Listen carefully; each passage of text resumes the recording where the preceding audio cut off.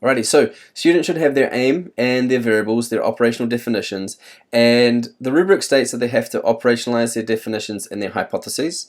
But it's a good. I think it's a good chance to get them to write it beforehand, and then writing their hypotheses becomes a little bit clearer. I've got a Kahoot here. There's two versions of the Kahoot. There's the basic for the first couple, and then there's a little bit more of an advanced one to use later on in the unit. They're both linked on the slides in the unit plan. Alright, this is what they should have by now, and this is what they're going to work on. Seems basic. So if you like, you might want to put the operational definitions over into this lesson, but I think, yeah, anyway. Do you agree? Right, so looking at null hypothesis, this is just a little bit of a hook activity, give them their traffic lights, and right, do they agree that eating candy causes violence? And if they say no, what? No, that doesn't. Red, green, or yellow.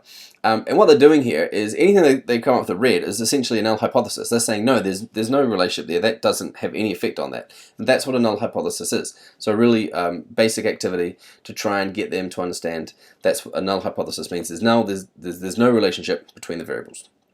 And this here is just a point of note. It's an assumption about the population, not the sample, and so often when you see hypothesis, and I made the mistake in the textbook, the examples, they're incorrect, that say something will happen. Actually, we make our hypotheses as in the present tense. So eating candy has no effect, right?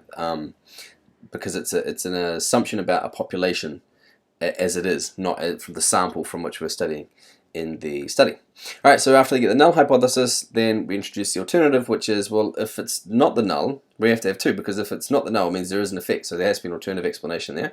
And this is assuming that there is a relationship between the variables. So in our IBIAs, it's that the IV does have an effect, and we state what that effect we think it is. And really, the first three slides are research hypotheses, right? That those variables do have an effect on those behaviors. Now, I think I would direct students here to the handout, and that's included in the files as opposed to the textbook, just because I've updated it a little bit with a little bit more correct information. And yeah, I made the same mistake that all of the textbooks I've read so far have made in writing my hypotheses. So I think the handout there is a bit more up to date. Yeah, and then so they can use that, I would just give them that, read it, and then use that to try and construct their own hypotheses and write it in their workbooks, and then get you get them to show it to you. And two ways they can do the hypothesis with the operational variables. The rubric states that they have to operationalize their variables in the research hypothesis. I wouldn't do it in the research null, just the research hypothesis.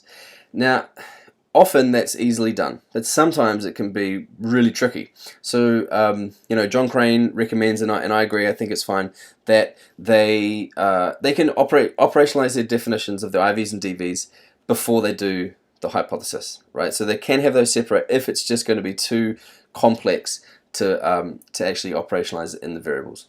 In the hypotheses themselves. But that's, again, that can be your call, and it'll depend on the experiment they're replicating. But by the end of this lesson, hopefully they have those two things stated clearly, right? And I would maybe just remind students, right, that all of this should just be copied and pasted into their first draft. So as they're writing this, the more they do now, the easier their first draft becomes. All right. Next lesson, we get into choosing their design.